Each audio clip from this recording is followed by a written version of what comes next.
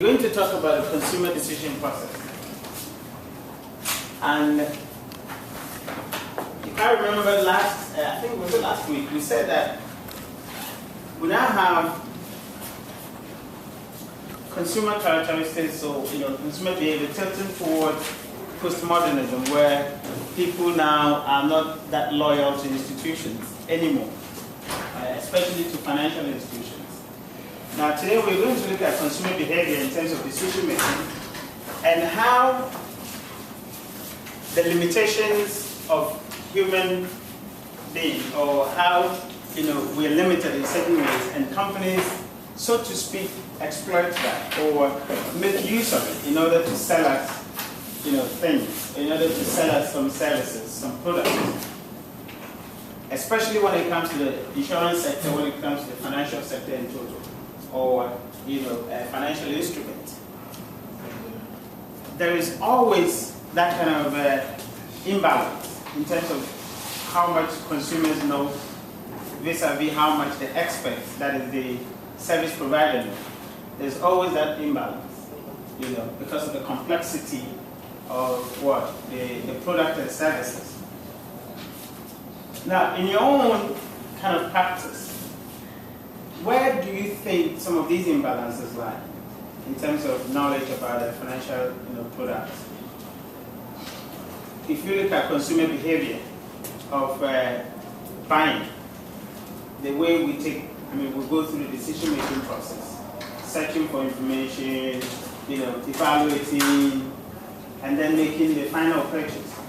Where do you think are the imbalances or the differences in terms of what consumers know and what their service providers know? Any idea? Anything you can say? Or you can draw on some examples where you have even explained things to consumers and still they don't seem to really get you. Any examples? Well, let's take it from the insurance industry. Yeah. Basically, people have an idea about insurance, but then the idea they have is all about auto insurance, and that's what they know as insurance. That's right. But there's so many insurance products that is available, but then people do not care about it until they realize. Exactly. So I don't know where you are talking about the balance. If you put it on a scale, then there will be a heavy weight on the providers of the insurance service. Vis-a-vis the lightweight on the other side, that's the consumer who doesn't really know. Yeah. And in going out to sell insurance products, it becomes very difficult because the consumer has already taken a position. Yeah. So if what you are saying does not meet what is in the person's mind, That's right. it is nothing, to meet a need. Yeah. Yeah. Especially when it comes to evaluating the benefits. Yeah. Sometimes consumers actually see the face value. Yeah. If you do insurance, or if you do a particular type of investment, it yields you, let's say, 10,000 at the end of the policy. Hooray, exactly. Or there's a possibility of they underestimating it. For 20 years or for 10 years, or only 10,000. But they've forgotten that at that particular moment, you may be in need of cash. Or there could be certain circumstantial issues or circumstantial events that would put you in a very tight corner that 10,000 or whatever can come in handy and kind of alleviate the pressure that you have. There could be other benefits that is not foreseeable, is not readily foreseeable to the consumer. And it takes the expert to highlight the issues. For example, motor insurance. They don't see the benefits that the legal services can kind of embedded in it offer them. You only see, at the end of the day, how much? We'll scrap your car and give you a new one. Forgetting that you have legal processes, and if you have to go through the legal yourself, the pressures of getting the lawyer, the processes, the time consuming and things, so much, but they don't see those ones. So they only see the face values of the financial instrument, without necessarily looking at the other benefits that actually come with it.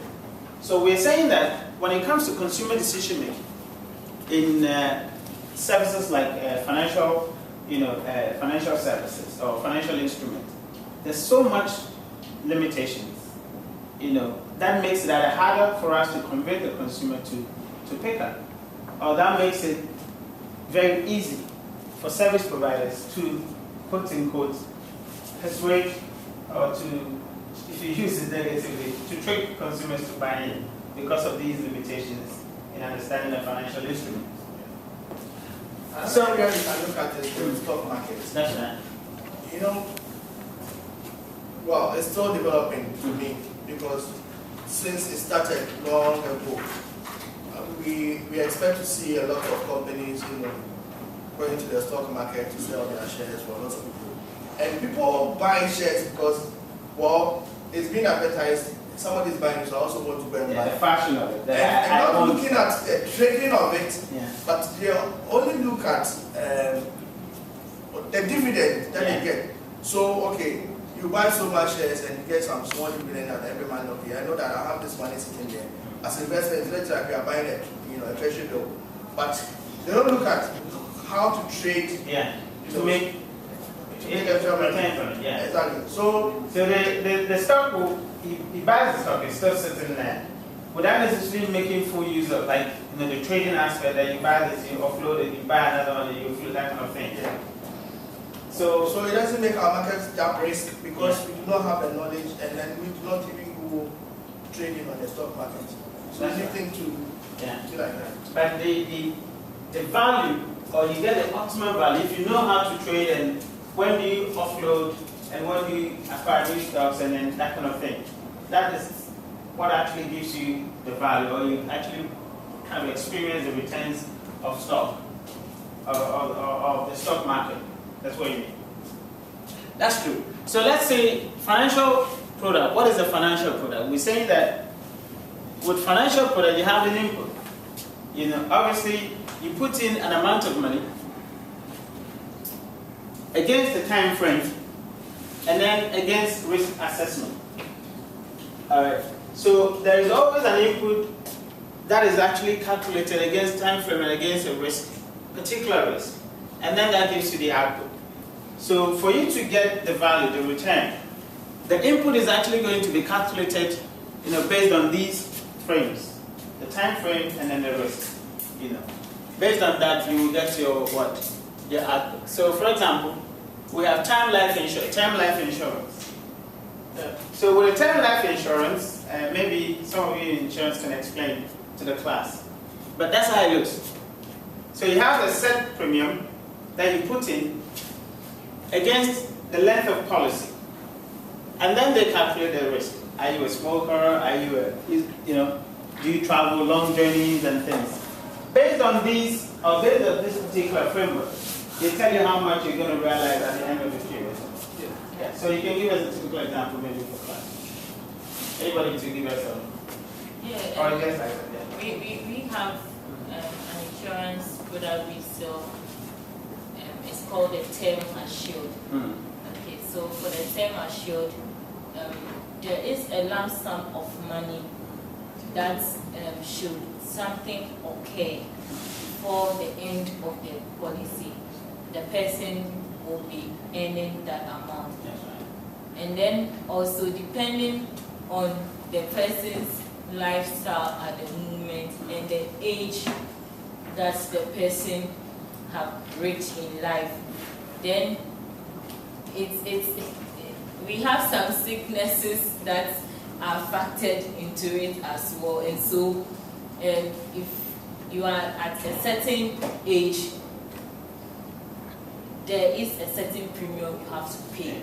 Yeah, so somebody who is 30 years might not be paying the same premium like somebody who is 50 years. Right. So that is how it is. But at the end of a certain period, maybe 65 years, then the policy will cease. So whether you started at the age of 30 or you started at the age of 50, when you are 65, the policy ceases. But you can make, if something happens before that 65, then the lump sum will be paid. Okay. Yes. But it's also, Is yeah. that when you are 65 years old? It sees It it's sees a it. policy. Policy sees it. So what happens to the money that you got? Yeah, it's a pure risk policy. Yeah. It's a pure risk policy. You see? So You see how complex the is? No, it's something that happens throughout. okay, so what if something happens? So it's like a gun show. In Ghana, nothing happens, but something that's You see how complicated it is? I mean, you told us if something happens, but the lump sum is huge, depending on Yeah, no, we are not saying that it can take care of the family, of course, because we have 100,000 Ghana cedi lump sum. Maybe you are paying just Once you're it's not even or 100 cedi, or you are paying 50 cedis a month. Okay, and this is the lump sum that we are saying that should you fall sick, because it covers critical illness and then death. Yeah. So maybe you might not, the person might not die, but here the person, and it does happen, critical illness. Sometimes people are just 40 years and 50 years and stroke and all those things. The person cannot work again, permanent disability. And so the insurance is supposed to pay this 100,000 Ghana cedi to you. Meanwhile, you started the policy just 5 years ago. That's Your right. contribution is not even up to. Yeah. How long will they take for them? As long as No, this is what. That's the perception. That's the perception. That- so for somebody like Yeah, her, that's bank you will assurance. say everything. You No. will still not take it until the next person. If nothing happens, after that. because No, I think that's Yeah, not but what why are we asking if nothing happens? What Okay, if something see. happens? You have your, if nothing happens, it gave you a peace of you mind knowing that. Ghanaian insurance. Then When you something give them happens to them, you want Nobody to take takes them away. away. So you see that is, you see how complicated No, you guys it is? I'm happy to she's the one talking. Yeah. But she's coming from a bank. Yeah. Okay, I'm coming from an insurance industry. Yeah. If I had said all that she said, she would still not believe me. Yeah. But Do you know there's what- somebody from a bank who understands the No, pronoun. this goes to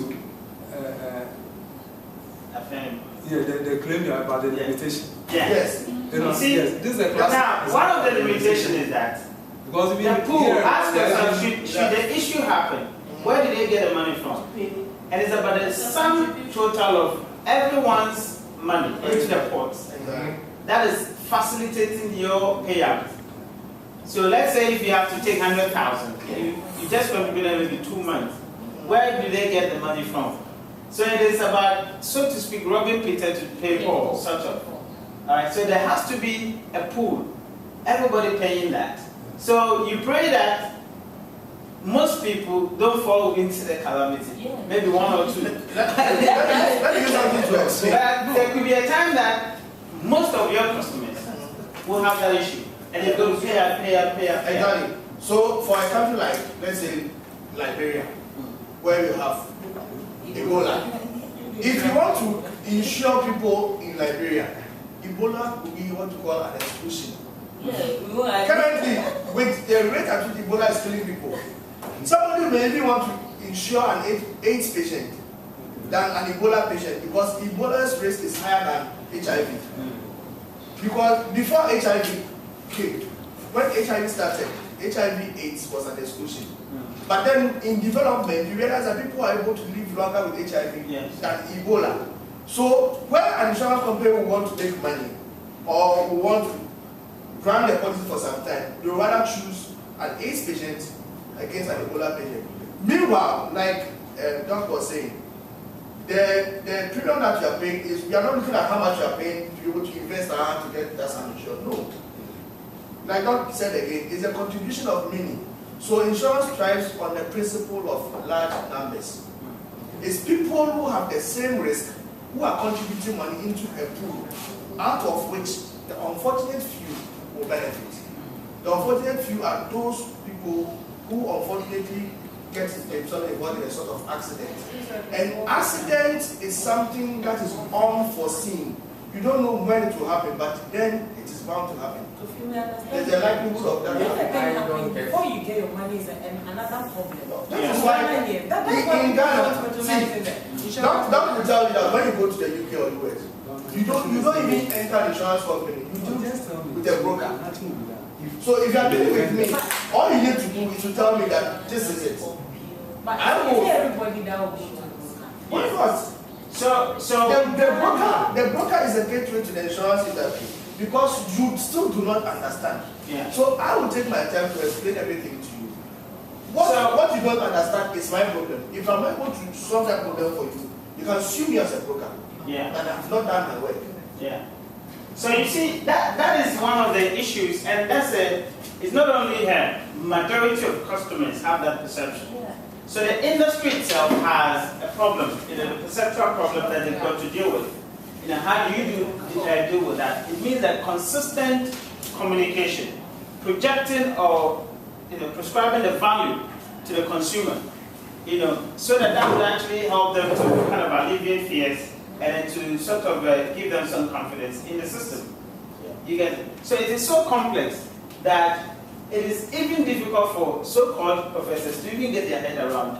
Why should I have to pay up until this point? And he sees this, and he said, I can't have my money again. So how do you counter that particular, rejection? From where she just ended with that particular policy. Yeah.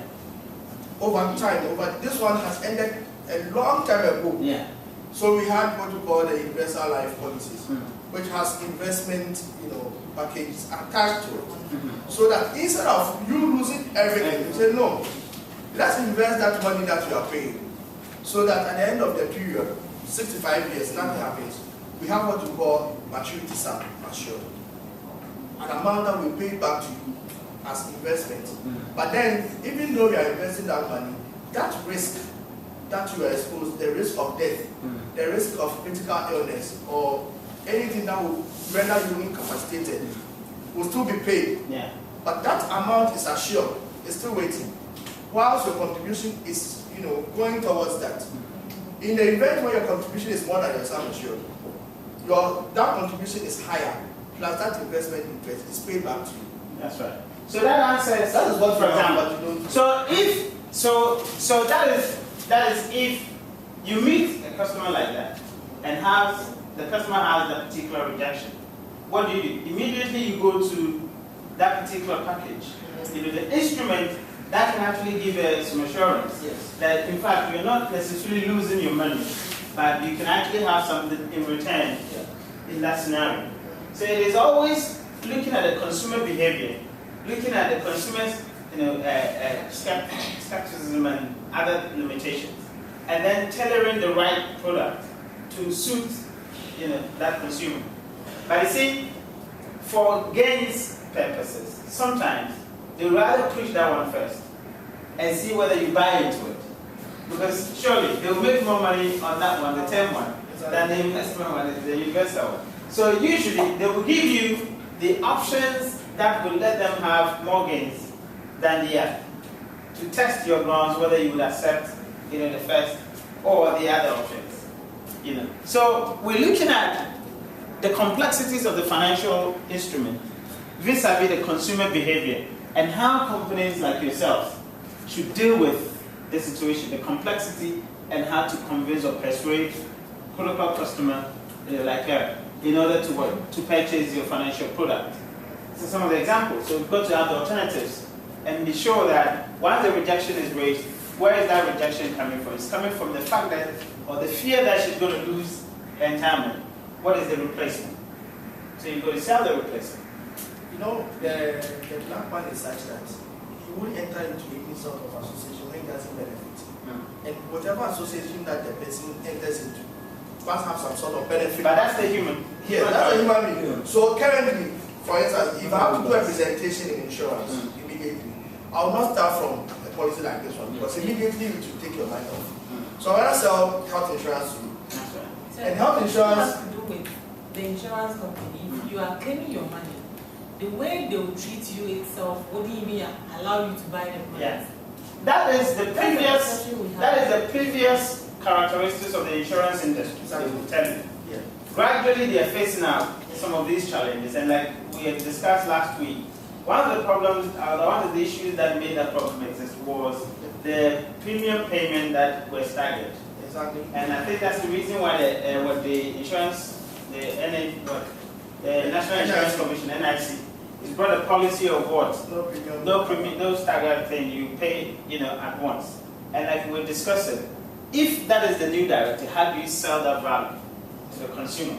Exactly the point you're making. So now if he's selling you a product and he's sending you a letter, what he's going to say is that the new regime facilitates what? Quick payment of claims, you know, and then quick, you know, gives you more value than it used to be. All right. So that's a challenge to your industry. Yeah. That you've got to clean it up to win customers, you know, like us who are skeptical about your claims and everything else. Yeah. So like I was saying, I would rather sell you a health insurance, That's right. which is a benefits kind of insurance to you, Okay. where by paying premiums for the beginning of the year, like a normal, you know, national health insurance, you stand to benefit from the money that you have paid. Yeah. You're able to access healthcare to a certain limit. Yeah. So before you even start, you know how much you are going to, you know, benefit from. Yeah. Whether 1,000, 15,000, 100,000, it's in your hand. So you will fall sick and then you access. Even when you are not sick, you can go for medical checkup, Okay. and the insurance will pay for you. Yeah. Excellent. Okay, so yeah, we're saying that by calculating the premium, the length of policy, the health risks, you get your what, the payout in cash or in payout in case of death amounts to this is a rough figure that they were just putting across. So, but we know that it's not as simplistic as that, because there's also the issue of variability or fixed. Am I right? Yes. Some of the policies are variable, what do you call it?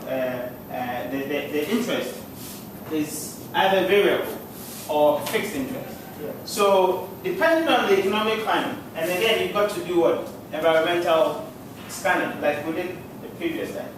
You know that the currency is not stable. You know the prices are not stable. You know the inflation rate. You know, you take all into consideration all these and ask yourself whether if the interest is variable or fixed, it will be to the benefit of the customer and to the what? Company. Yeah. What is variable? It changes. Yeah. And According to the APRs, you know, that kind of either what they call it, annual, is it APR, annual price index, you know, or those kind of. And usually in Ghana, when you pay for mortgages, they only use fixed Fixed. for interest. USD, I mean foreign exchange. Yeah. And then they use the variable for the CD. CD. Because it's better That's right.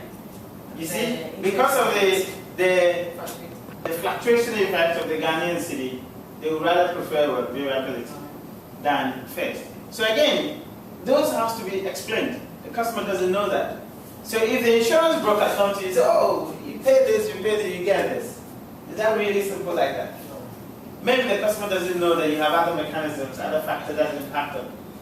So you see where the imbalance is, the asymmetry of information. Again, variability, what does that mean? It becomes difficult, it becomes a challenge to the consumer. You know, and the same thing like mortgage. You know, if you're assessing how much the bank has to pay towards a customer's mortgage, you're looking at the risks. You know, whether the person is a owner occupier or whatever. You know, and how are you able to mitigate, you know, those risks in terms of the person losing jobs? And the interest, is it going to be variable, is it going to be fixed? Again, depending on how erratic that particular currency is, or how stable the currency is. So all that goes into what? The decision making. You know, in terms of pricing or in terms of approaching or getting your strategy across to win the customer. And the reverse, they've got to go into what? Explaining those things to the customer or to the consumer, such that they would understand and choose a particular policy or a particular instrument. Otherwise, it becomes like you haven't been honest. You've been dishonest in your approach to selling, you know, the product. You know, so yes, you look at all those factors. Again, example: mortgage, payment, monthly payment, term of mortgage, 30 years, credit profile of buyer. I don't know here whether we have gotten into that credit profiles, but elsewhere you have the Experian credit files, where they determine your credit worthiness. I'm sure you do it for corporate. Are you able to do it for consumers in the bank? Do you guys have credit ratings You know, are you able to access consumers' credit ratings or credit profile? Have a credit bureau